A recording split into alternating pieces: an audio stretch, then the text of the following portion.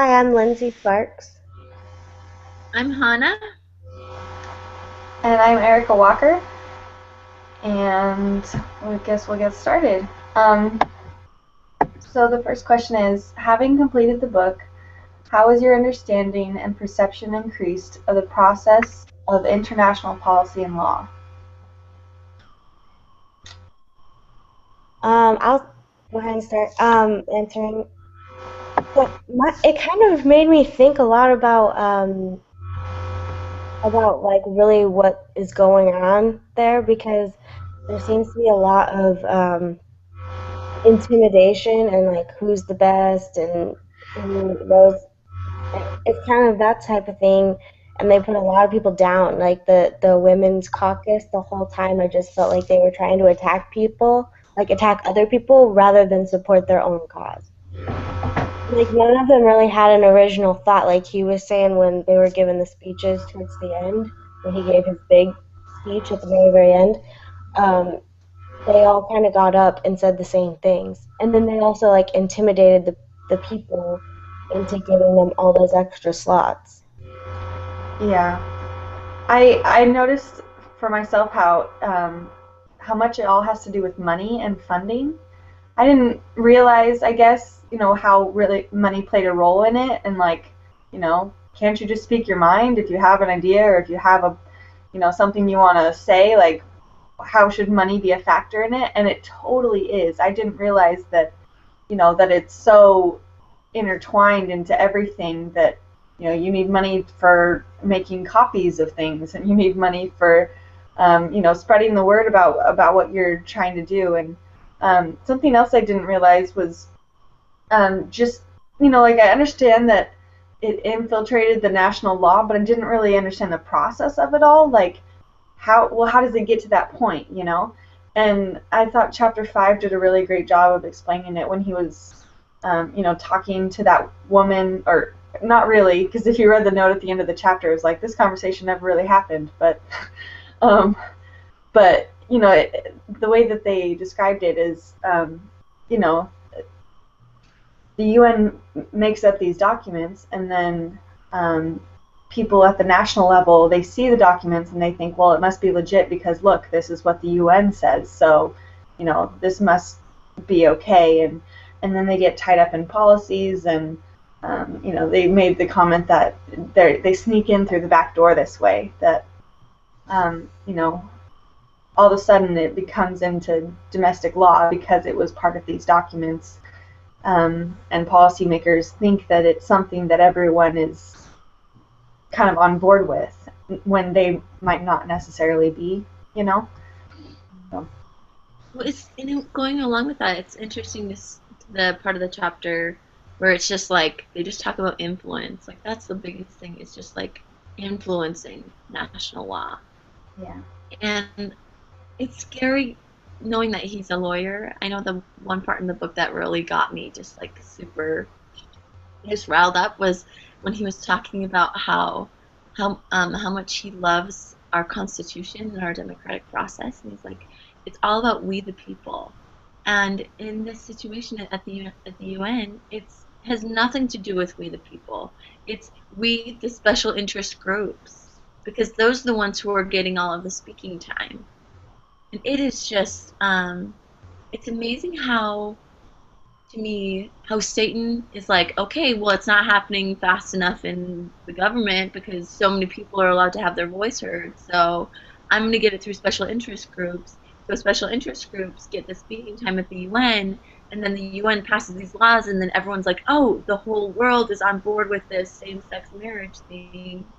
Okay, well, I guess the United States should be on board too. And so then everyone in the United States is supporting it, and then everyone's like, oh, the government's supporting it. That means that everybody in the United States is supporting it, which means that I should probably support it. I mean, it's just amazing. It's literally that process. It trickles down to the family, and it's Uh-oh. just like a special interest group. Yeah. That bugs me a lot. Actually, that was a similar chapter that got me kind of like, what? How did it become this way? Oh, did we Yeah. lose? Is Hannah still there? Yeah, she's here. Oh, okay. Sorry, I just freaked out. Anyway, Sorry. no, you're fine. But I don't know. It just was like I couldn't believe that. I guess how easy it was at that level for it to become policy and law. I was just like, wait, what? We didn't agree to this. You know what I mean? Like, And at the meeting where she was like, where he was talking about that woman who stood up for like an hour, 2 hours, just like, because we are bigger than everyone else, we need to have a larger voice. And like she kept like saying how they didn't have more influence until like he stood up and he was like, Mr. Chairman, you need to have her sit down because she is absolutely going against what law is, rule of law. This has nothing to do with what she's saying right now. It was just ridiculous that she even had that time. And it's so scary to know that the people in the United States are not aware of what is going on at the UN. No, We like have no voice. I think a lot of people like have no clue. Like, to be honest, like, I mean, how much did we really know about, what goes on there before we read this book? Not very much. I mean, we knew about certain things that were being discussed, but I never really knew ever, how the process went, what happens there and stuff like that. And I mean, honestly, I think Americans in general, even though we have all these resources and stuff like that in other countries that they don't give to people on purpose because they don't want their people in the country to know anything. But Americans, we have information to literally anything and everything that has to do with anything in the government, whether it be federal, state, local, or international. We have all the information we can handle, and we choose not to be informed.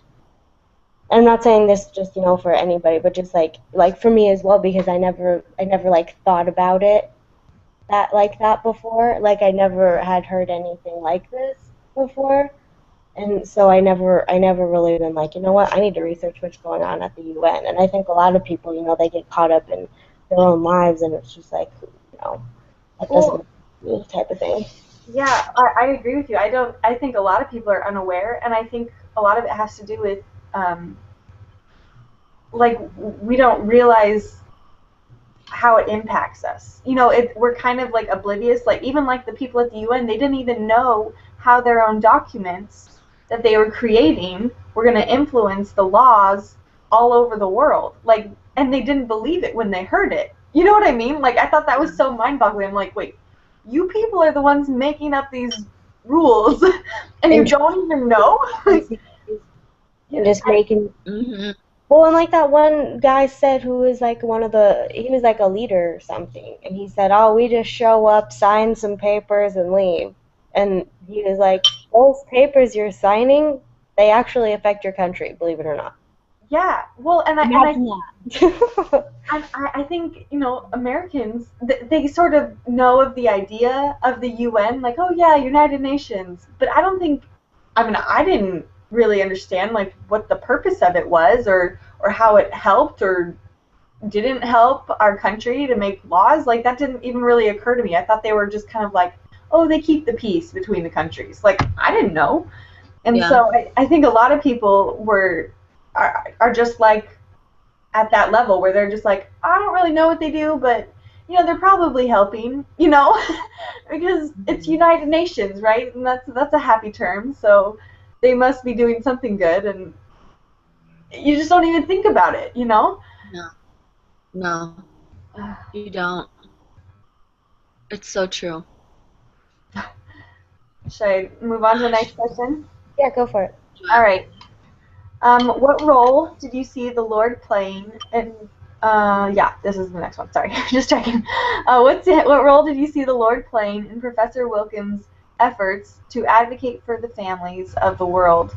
What lessons did you learn from your own efforts? So this was one of the. Yeah, go ahead, Hannah. Sorry. Um, one of the biggest things to me that stood out right away when I was hearing the story was like, oh my goodness, God is in this. Was actually when he first arrived at the UN, and he was like, he had to abbreviate what university he was from, so he had to put the Kennedy Center. And then he ended up having to wear a beard because he was Tevye, and so like somehow they took him as like this Harvard professor, like intellectual, and so they're like, okay, yeah, like we respect you, we're gonna give you a large room, and so tons of people ended up showing up. Where in usually in those circumstances, he would have had no one. I mean, that is God. And Yeah. God knew, like, hey, this is the only way that I can have anybody listen to him is by literally like having these small little things happen to make it possible for him to just reach as many people as possible. Yeah, that was the exact same thing I wrote about because I was like, there was just way too many, coincidences that really, that's clearly God's hand because I was just like, there's no way that all of these things could have added up to have him make the impact that it did in that conference as a nobody, his first time coming. No way. Yeah. Like without Heavenly Father's support, there's no way that any of that would have really come to pass. It's just like, are you kidding me? Like, this is awesome. And it was just such a testimony to me that, like, for one, he was supposed to be there. And two, he was supposed to do something, there besides just be a body, And even though he didn't know what his purpose was going into it, it's Heavenly Father will help us to fulfill whatever he wants us to do. It's that Nephi principle. Like, I'll prepare a way. You just go, you do your part, and I'll prepare a way. And I was just like, oh. Yeah, but even like at the beginning, like that's what I was originally going to say. But now that we've been talking, I mean, if you think about it, towards the end when he's talking about there's only 8 slots or whatever, and from the beginning he's like, I'm gonna get one. I already know. I already knew it.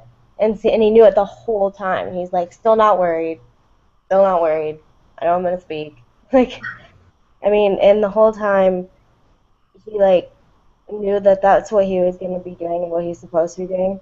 And I thought it was really interesting because, I mean, if it were me, I doubt I would have gone and, like, kept calling up my person at the MasterCard lady and have been like, can I have $1,000 more, please? Can I have $1,000 more, please? Can I have $10,000 more, please? I mean, I don't know if he asked for $10,000, but I'm just speculating because he was saying that they were on a first name basis by the end of the conference. I mean, how much money did he really spend there at the conference? And I'm just like, and he just like had no worries. He was like, oh, can I have $1,000 more, please? $1,000 more.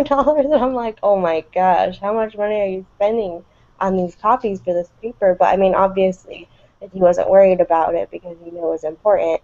And I mean, I would have been freaking out. I'd have been like, I don't have any more copies, sorry. Go share with someone. I don't have any more. I know, I'd be charging people. I'd be like, yeah, like $1?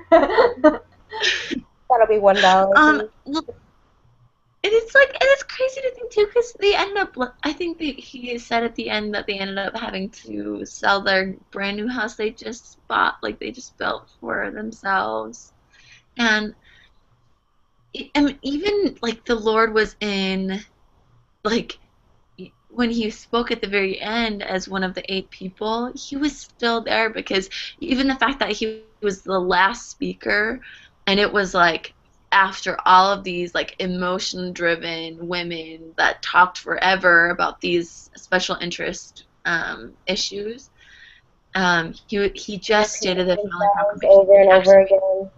like, more powerful. So true. And it kind of leads into the next question, actually, with talking about the other roles that played. It says even though the book was largely about Richard Wilkins' experience, what important supporting roles did you see others playing in this account? Why is it important to recognize this? And I think that's, it leads in because had that guy at the last meeting not stood up and said, well, I thought we were going to hear from all of these other different perspectives. Had that guy not stood up, there's no way that Richard Wilkins would have been able to give his speech, and the thing would have just ended and that would have been it. But there were so many other people that sort of, luckily, because there's no way he could have done it by himself, but you know, there was other people along the line that were like, wait a second, this isn't right. We're supposed to hear from other people. Or, you know, I brought up the point of the brother from Nairobi, Kenya. I don't brother Moarma or whatever, Mora.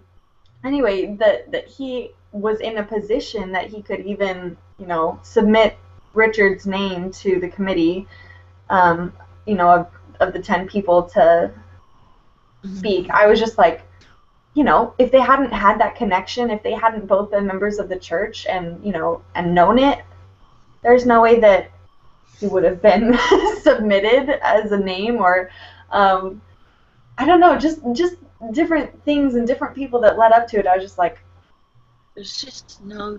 it was There's just no. It could have just been fate, you know. Like it's just so it's. It had God written all over it. for sure.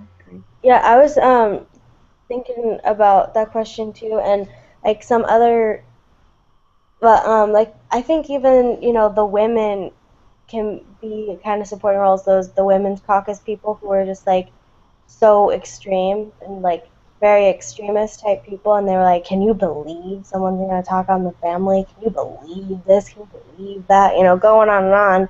But I mean, without that, without those people and without that negativity towards him, he probably wouldn't have had, you know, as much of a drive, because it wouldn't have been like so much negativity at him. I mean, I still think he would have had a drive, but if that negativity wasn't as potent or as influential on everybody else, I don't think that it would have turned out quite the same way. I mean, I think that was the point, is like, because it's that point is, you know, to kind of show us like these are the top dogs that are going around influencing everybody, and like standing in the room when he's trying to write his speech with that other Muslim lady who's back, and I'm like, what was that about? How is that even allowed? You know, I mean, that's ridiculous. That's like, I was reading that whole section and I was like, why are these women even in here? Seriously. What is the point of that? Like, the point was for them to be in there and intimidate them. And then every like however long he said, like half hour or something, there was a switch of women, and they would the same conversation over and over. Can you believe this guy? Can you believe that? I mean, that's just how it was the whole time he was sitting in there trying to write his dang speech. And I was like, are you kidding me? What was the point of even that? I was so stressed out for him. Like, reading this, I was like, how can they do this? How can they? You have to write your paper. Write your paper. I mean, like, I was freaking out. I was just like, I was thinking the whole time, I was like, I would have just asked them to leave. I was just like, can you get out? Can you? No. Can you please leave? Or something? Like, seriously. And I was like reading it really late at night. And I got to that part and I was like, oh my gosh, it's like it was like super late and I just couldn't put it down. I was like, okay, what's gonna happen? What are these women gonna do? Oh, drove me insane. I think another huge influence was obviously Susan Roylance. You know, had it not been for her suggestion that he go, and then her, you know, she was kind of persistent. I feel like if I had asked someone to go and they're like, no, I'd be like, okay, fine, don't worry about it, no big deal. But I feel like based on her response, it made me feel like she had a distinct impression, you know, like spiritually, that he was, you know, he was kind of the answer to their problem here. She knew that it was going to be a tough thing based on the Beijing conference and the women's, I don't know, something. There were the two conferences before the Istanbul one, and she knew that it was going to be a very hot and heavy one that was going to be hitting on the family. And I think she must have been praying about it and like, you know, what do we do?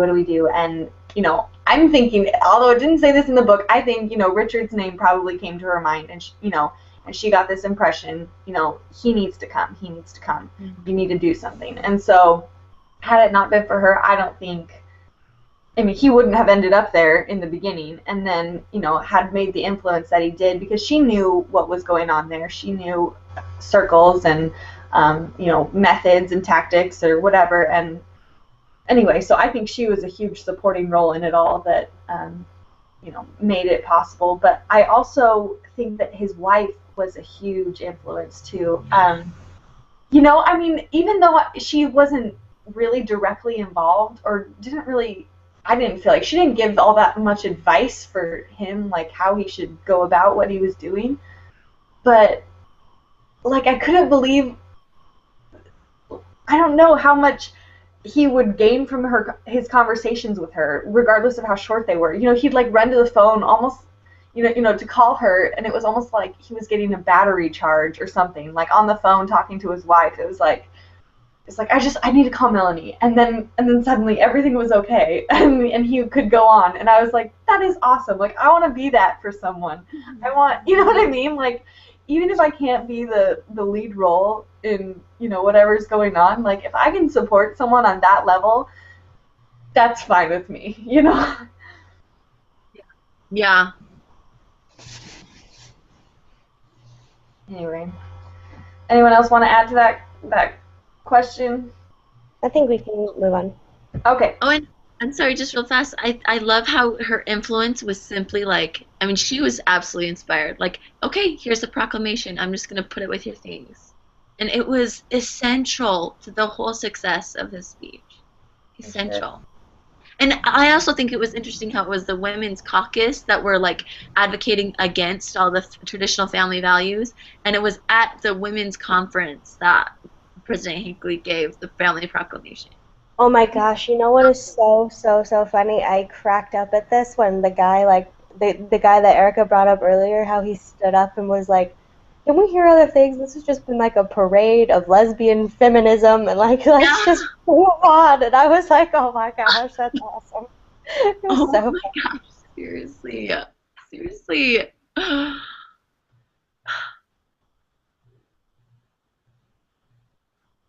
we lose Erica? I think we did. Erica, we lost you. Okay, I'll read the next question and then hopefully she'll connect back with us. Okay. Ponder your readings from A Sacred Duty. What are some consequences and risks of minimizing or eliminating family and religion from public policy? So, well, some risks are like if you eliminate completely, family and religion, and I think like religion being more like value or tradition rather than if you are believing in God or whatever. Because I mean, religion is different. Does that make sense? Like religion is kind of different than like traditional values. Because even people who weren't religious back in the day had like traditional values, even though most people were religious. So I Oh, think what? are you talking about in the book? I'm talking about in general in life. Oh, Like, well, anywho, like a lot of these women, and then at the end, how he talks, it goes on that whole thing about Korhor and stuff like that at the end of the book, and it's just like that's like so true. How it's really for what's going on now. It wasn't even pertinent in the time of Joseph Smith, at least not the way it is now, and I really liked that whole section because now we're at the point. I mean, in Joseph Smith's day, it was all about, tradition and, you had to be such and such way and that's just how it is type of thing. But today, it's like the Women's Caucus, their whole point was to just be, a, their whole point was to go against traditional values. They were basically saying, we need not to follow, the traditions of our father, because that's what Korhor said. He said the same thing. So I think that the risks of minimizing those traditional values and family is that we end up just questioning, what is even the family? Do we even have values? I mean, those type of things just kind of go out the window. it was interesting when he was talking about how they were trying to slip in um, the modern family verbiage in the in whatever they were voting on, and how he was like we were trying to advocate for like specific language about like a family is the child, a mother, and a father, like the children, the mother, and the father. And I don't know, it's just like it's amazing how easy it is to be like, oh yeah, family should like family is supposed to include everyone and everyone should be in a family. And so then in that, like people think that through same-sex marriage they can have that sense of family. But and like the idea of like the modern family and how much that can hurt society. I know as part of our things that we're supposed to look at, we're supposed to look at like the gorilla and how Mm-hmm. like with our specific issues. And I know for mine, it was I talked about working women in mine and about how we're going for the modern family has the father and mother working and the kids at daycare. And the gorilla in it was I started looking at like children and how like maybe they suffered in school like with bad grades, but that was the gorilla. And but as I looked more deeply into it, there was so many other issues that didn't involve just the children. It's like because women are working, they are having less children, and because they're having less children, like all of these different things, and women are having children when they're older, which is actually really bad for their health, and children and women are actually more likely to have abortions if they are um, feminist working women. And it was just like, I guess I don't know if that's answering the question or not, but Yeah, I get I what you're saying. I get what you're saying because like it makes me think a lot about how I think a lot of times we're pretty short-sighted. As in, like I was talking to my friend Alexa yesterday, and she's like my work friend, and we were talking about uh I mean we were talking about same-sex marriage, but I mean not like in depth. It was like passing conversation. And but she was just like, I just don't understand. Like, what does it even matter? Somebody loves each other. Love is love. That's what she said. And I was just like, I understand what you're saying, and like honestly, I feel bad because people who do struggle with same-sex marriage, like it is a struggle. Anybody who has those feelings will tell you that it's a struggle because it makes you automatically different, and nobody likes to be different and like people struggle with it. And she was like, yeah, I would definitely agree with you. And I was like honestly, like if you think about it, like it might be immediate gratification to make someone happy, but in the long run it's not gonna it's just in the long run it's just not gonna it's not really what's gonna be good for society or make them happy. Mhm. We went to the next question. Okay. Sorry, I just got dropped and I didn't know what to do. Okay, we were just talking about what are some consequences and risks of minimizing or eliminating family and religion from public policy, and that's what we were just answering that question. Oh. Um, what are some risks? I don't know. I feel like one of the well, didn't we read somewhere that one of the biggest risks was that democracy would be lost? That was in one of the readings somewhere, and I'd never thought about it. It was a couple weeks ago. I'd never thought about it before. How family and religion ultimately affect how democracy is, carried out. I guess is the best way to put it. But that without family and without religion having their own voice, um, you know, you cut out that the we the people essentially, and I think also that like we were reading from the sorry, I'm collecting my thoughts, ladies, from the family policy counting passes and all of that stuff, where it talks about struggling here. how oh shoot, someone move on without me. I can't I can't think straight. Oh, you're good. Um, I just had a thought. Um, it's interesting how the government and international law seems to be um, so for human rights and for pursuing the rights of like the child.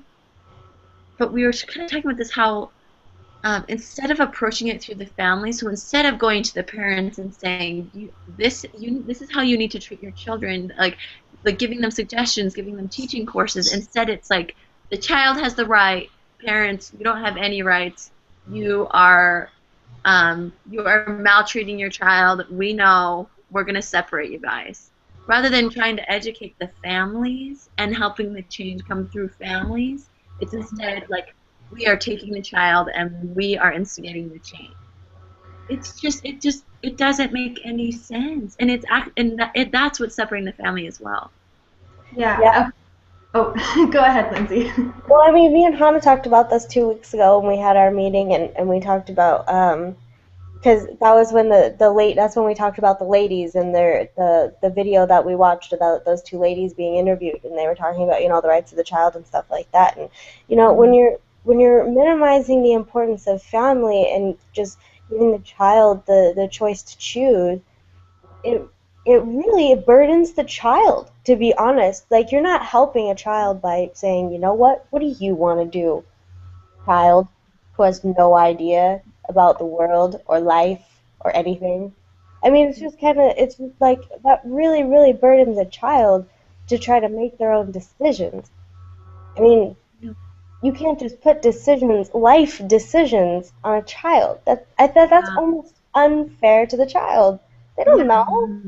Well, and a couple weeks ago there was also the reading about the girl who the court ruled in favor of her against her parents, and then she later made the comment like the best thing they could have done for me is to tell me to just obey my parents, and I would have been fine. But because the law said that I had a right to choose, obviously I pursued it because I was this teenage kid, but had I not, I would have been so much better off.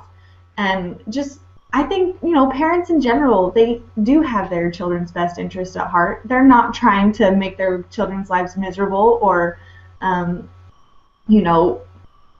make them do something that they honestly don't feel is good. Like, that's not something, parents love their children, And so why would they do anything, in most cases, most parents would not do anything contrary to what they feel is best for their kids, honestly.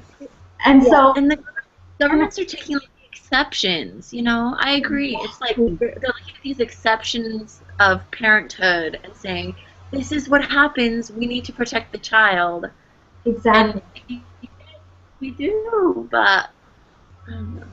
Well, and that it's becoming like every single point where they, enforce policy and make, some other rule about it, they're taking, I mean, it's not just that they're taking away the parents' rights, but they are making the government more and more involved in something that they don't really have any business being in, I mean, it's not.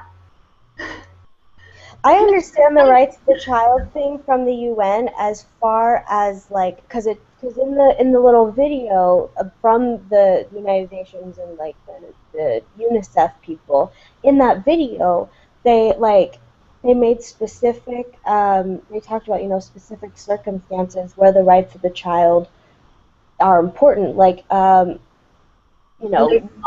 marrying, like, old people. And me and Hannah talked about this 2 weeks ago, and we talked about what else? Like kids that have to go to war and stuff like that. That doesn't happen in America. I mean, that's what the conclusion me and Hannah came to at the end of our discussion was like, for other countries that have extreme things, like little girls having to marry really old men. I mean, that still happens here, but I mean, that's dealt with in its own way. And like, I mean, in that sense, I get it, but that stuff doesn't happen here. When was the last time we handed a 12-year-old a gun? not since the revolution. I mean, like, that just doesn't happen. Yeah. Yeah. Well, and I wanted so badly to be a part of that conversation because I had so many other questions I wanted to ask you guys, but since you brought it up, I'm trying to figure out why, UNICEF, they're trying to pass all of these, rights of the child laws. Why do they want, they were saying that they were trying to sneak in the US's vote in it, like they were trying to pass it before legislation or before Congress could meet again or something. I don't understand why it's so important to them to have the U.S. on board with this, this document that, is it just the U.S. and Somalia haven't signed yet? And so why is it so important to them that our name is on it? I don't understand. Are they trying to pass something in our country specifically, or do you think it's I think they want just the whole world on board. That's what I think. Like, especially because the United States has so much influence, I think it's like we're going to have everybody supporting this law, and it sounds like a good law, but in our country, like, it really would just be detrimental. It just really would. And it's frustrating that so many other countries don't understand.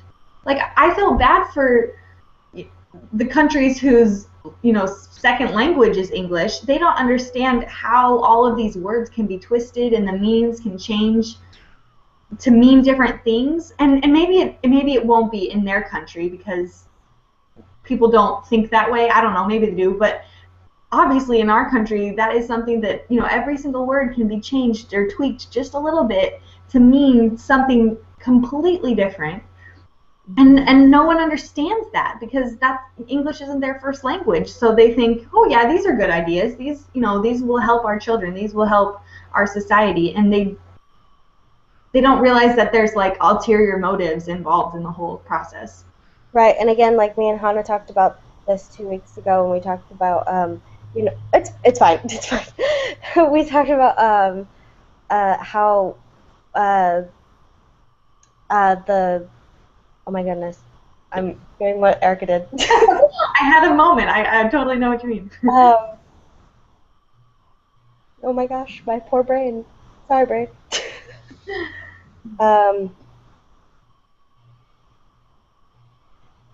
You know what? My brain turned off. I'm sorry. I totally forgot what I was even saying. Don't worry about it. Totally understand. And yet they're the ones who are influencing our law. Like, these are the people who don't understand the language, who are like, oh yeah, this sounds good, and they're passing these ulterior motives because they don't understand the language. I mean, it's not fair. It's not a fair process because there are people from other countries who don't understand that language. I never thought about it that way, but it's really true. It's ridiculous. Oh, okay. Brain turned back on.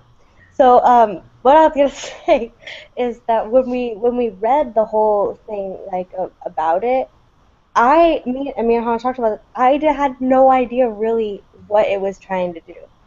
It was everything in that whole thing was just so vague. It was just like, we believe this, and I'm like, yeah, we believe that children should have this. Yeah. So what does that mean? Like, what situation does that apply to? There was nothing like, in this type of situation, this is X, Y, and Z. X causes Z. Whatever. It was just like, okay. Like, they wrote all these things, and they really didn't have, like, cause, effect. Like, there was nothing like that, so it was just kind of like, so can anybody just, like, in any situation, just point to, well, look at that one. It says the child should be happy. They like doing this, so I guess that makes them happy. I mean, that just doesn't make any real sense. Well, and I liked how, at the Istanbul conference, they went through all of those bracketed paragraphs, and they said, no, we're going to add this word so that it's more specific, and no, we're going to add this word or take this out or, add this phrase because they didn't want that ambiguity in the law. They wanted it to be very specific and not to be able to be construed in the favor of these, feminist lesbian women that, whatever. And it made all the difference, had they not gone through. And, that was the miracle of Istanbul. That was, that they were able to make those changes and that it passed, essentially. And then it was so frustrating for me in the United Nations process, where the next conference, it was just like it didn't even happen. They could do that. They could be like, okay, well, in referencing these two other conferences, we've come to a conclusion. It's like, no, no, no, that's not how the democratic process works. I don't care where you're at. To have a real voice of the people, you need to listen to every conference, everything that's ever been decided. But because of their process, it's like, oh yeah, and by the way, that didn't really happen. But you have to remember, though, there's a lot of countries that don't have a democratic government. A lot of countries do it a very different way than ours. And so, yeah, democracy is what we're used to and what we think is fair. But I don't think other countries even blink an eye at it, honestly. They're like, well, we're in charge, so we make the rules, and that's how it works in government. Like, Oh, seriously. I don't Yeah, know. it's definitely hard to deal with a bunch of countries with a bunch of different governments, and I mean, I feel like there's not. I mean, there's like the chairman guy, but he's not the chairman all the time. So there's not like one people or like group of people who are like, nope, you got to remember what we discussed, 10 years ago, because that still applies here. Nope, you got to remember what we discussed in the last conference. There's no one around doing that. They're just people out there shooting the breeze and saying whatever they want and just making new things that contradict each other all the time. They're just like, oh, we want to do this, and now we want to do that, and now we want to do this. So forget that last thing, but those things are still in effect too. So it's like, what are you doing? There's no standard. There's no, like Constitution or Declaration of Independence or any, official document that says what United Nations stands for. And I think that's why it's so easy to be swayed, because there isn't that, foundation of understanding. Like, we all believe this, so all of the things that we talk about and pass are going to be based on these rules or these beliefs. And without that, it's a flaky system. It's driven by people's own, individual interests, and makes me so Really, mad.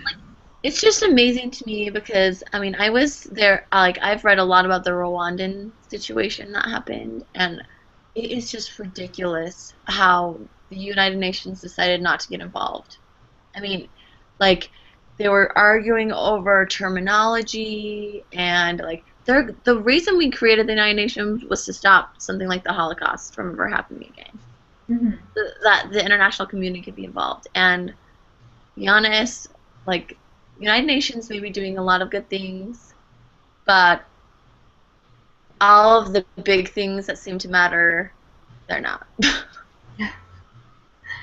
Well, and I agree with you. I feel like I see all of the same, like, why are we pushing these little interest groups so hard when there's so many bigger problems in the world than gay marriage, or you know what I mean? There's so many Yeah. more things that are of so much more weight and value in society and in the world, and people are like literally suffering, I and know. we're like fixed on gay marriage. Like, what?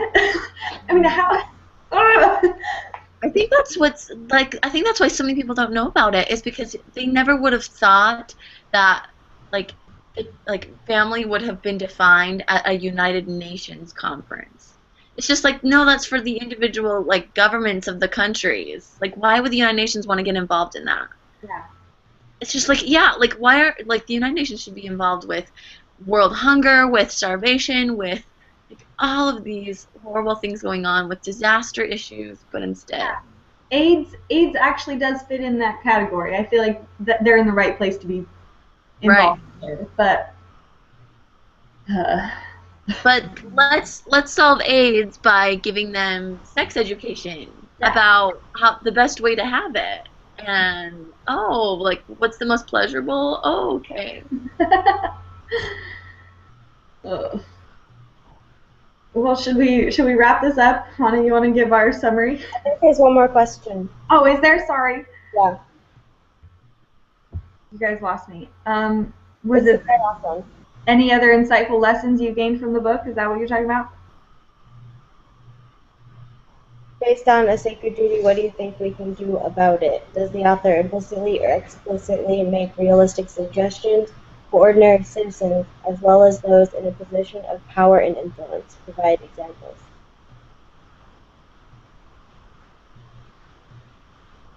this question sort of frustrated me because I don't know what to do about it. I'm still at that point where I'm like, yeah, like I want to be involved and I want to fix the world and I want to be, have some kind of influence or do something of importance that will change things. And like I could go to a conference, but like in all reality, I don't know. I don't know how to make a difference. I don't know how to, you know what I mean? I'm still at that point where, like, yeah, I've got the fire, but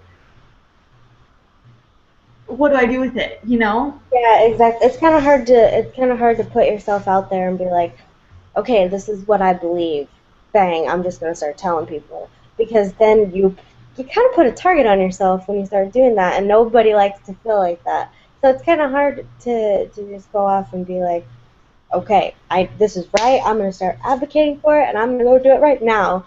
But I mean, I feel like nobody really knows how to get involved until they actually are and until they actually are doing it. I don't think anyone is like, this is my plan for getting involved. I don't think really people have anything like that. Like all the women and stuff that we've watched over the course of the semester, all those women are just like, it kind of chose me pretty much. Yeah. None of them were like, this is what I wanted to do with my life and this is what I'm doing. No, I mean that one lady, she just hers started when she called up the city and was like, these jungle gyms are they're not right. They're dangerous to kids. And she ended up making a difference by doing that. And so she was like, hey, I can make a difference. But she kind of got involved through doing something. So it's kind of hard to have like a plan of how to get involved. It's more just like once you're involved, like you're in it. Yeah. Yeah. I think Heavenly Father influences us a lot. Like it's kind of like missionary work, you know? Like if you just go down the street and say, "Hey, I have a message to share," like like that's just kind of not our approach. It's not like every single person we meet. It's like, "Hey, would you like to know more about the family?" You know? It's just kind of not what we're supposed to do. I think it's almost like we pray for opportunities. I know my husband and I, even before this class, we really started getting involved with family advocacy, and we're like, we need to know more. We need to be more involved. And so every opportunity we get, whatever it is, we just like, okay, well, in this instance, I'm like, wherever I can, I'm going to advocate for the family. And I really think Heavenly Father will give us those opportunities. Like he will provide opportunities for us. Like with the guy, I think the book is a perfect reflection of that. Like he will give us opportunities to have us be used as tools for him in advocating for the family. And that doesn't mean we just like sit back and wait for everything, but we just look for opportunities and he'll give it to us. Do you think that you have to be like that you have to know people or be in certain circles to be able to get to the level where you make a difference? Because I feel like I can talk to people. I can talk to coworkers or people I know that I believe in the family or that I don't believe in abortion or that I can tell people about what I believe, but like it doesn't mean it's going to change anything or that it's going to Right. do anything of real value besides maybe make an impression on someone else, like, oh, I'd never thought of abortion that way. But I feel like to get to the level where you can actually change something or do something that will make a difference, I feel like you have to know people, and I don't know how to get to that point. Is that Well, just okay. Well, I have to say this because I've had the exact same thing. I'm like, well, what about like if can you hear me? Sorry, there's like a plane. Okay. um, because I've been like, I want to be a mom. I can't go running around the United Nations like proclaiming these things, which like a lot of people in truth aren't even listening to. Um, so I've been struggling with that. I'm like, I want to go and give a speech at a conference so that I can really make a difference. But to be honest, like it lasts for 4 minutes, and the people go on with their lives and they forget it. Really, like I mean, speeches are important, and what he did was really important. But I think the real lasting difference it can make is in our families. I know that that's like, oh, okay, that's an answer we've heard before, but it's just like, it's really like how long does a speech last at a UN conference? Right? Like 4 or 5 minutes, or even like at a women's conference, 4 or 5 minutes. How many people are going to walk away from it like, my life is changed forever? Even though, I'm sure it's going to influence for good for maybe like a few days, or maybe it'll change your life. But for the majority of the people, they're either set in their ways and they don't want to listen to what you have to say, or it's just like, oh, that's a nice idea. I really think it's like the people that we're very close to. It's like our close personal friends that we talk to. It's our family that we teach about how important the family is. And we can be an example of what a good family life is. But I know for me, it's if I'm given an opportunity to speak somewhere, I'll absolutely do it. But I don't think he's saying, like, we need to go to the UN and make Right. speeches.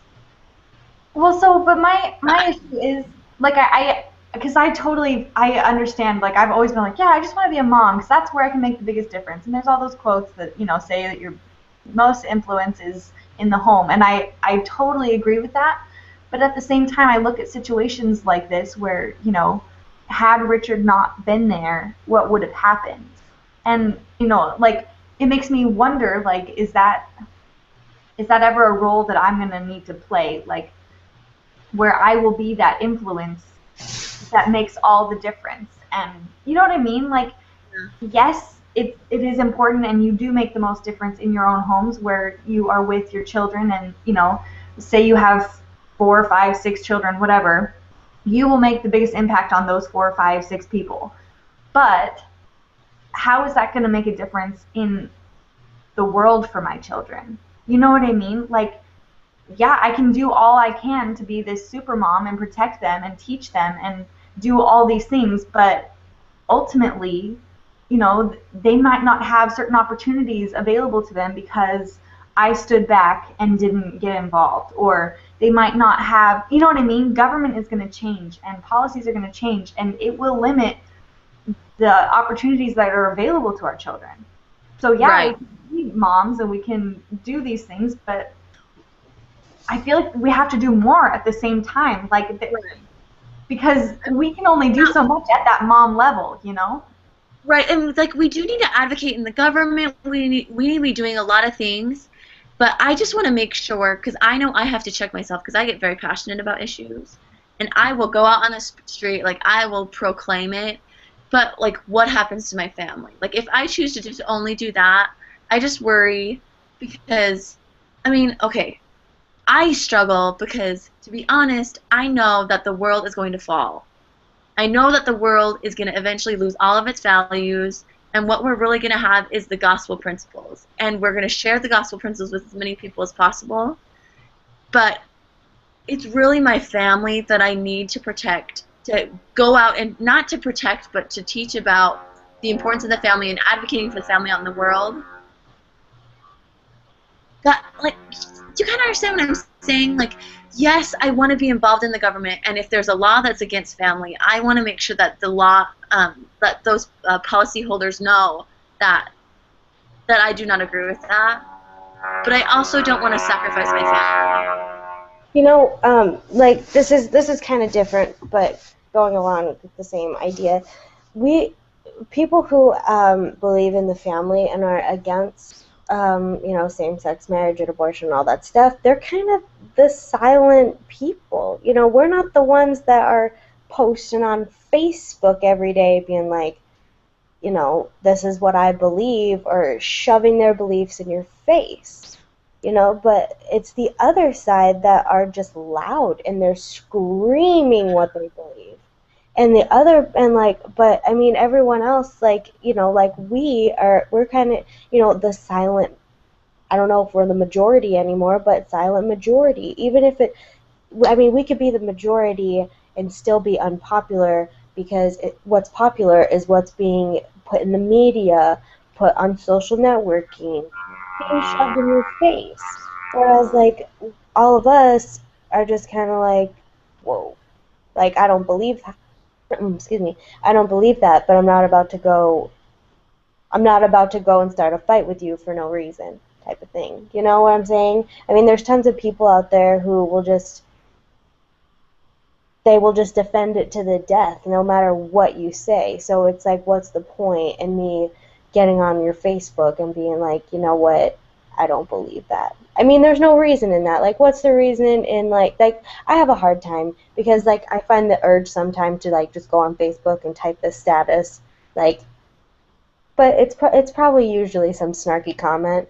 But at the same time, like I feel like I wouldn't be making any difference even if it wasn't, especially on the people who post that stuff because they're the ones who want to shove it in your face. And it's so funny because they always like people who are, for these, liberal type things, they're the ones who are really not tolerating other people and their beliefs. They always scream and scream and scream about tolerance and you need to not discriminate and all these different things, and here they are just being total hypocrites about it. So it's like, at least, like, I respect your beliefs and I understand what you think, but at the same time, you need to give me that same courtesy and that same respect. Agreed.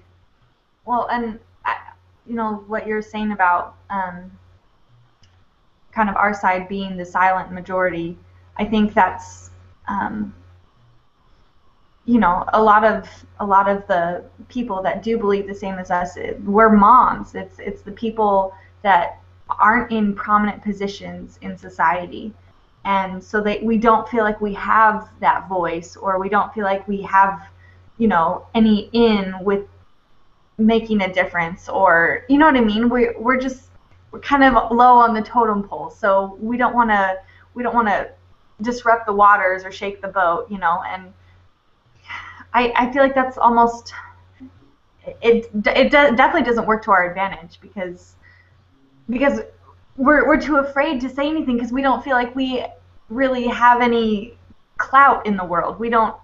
Who's gonna listen to me? I'm just a little old mom. You know what I mean? And so, um, I think we need to sort of get rid of that mindset, like, I'm this nobody that means nothing in the world because I'm just a mom. I think we need to be more, because I'm a mom, I know this is what I want for my children. I know that, family is important, and, these values are something that I stand for. Because otherwise, we're downgrading what we have to offer to this whole process, and, all of the rules and things that are going into play, because we just think, well, I'm just a mom, you know? Uh, Well, Hannah, do you want to summarize for us? yeah. Okay, sorry, there's like planes everywhere. I don't know what's going on. Um, so, in summary, we talked a lot about the importance of family and government, about how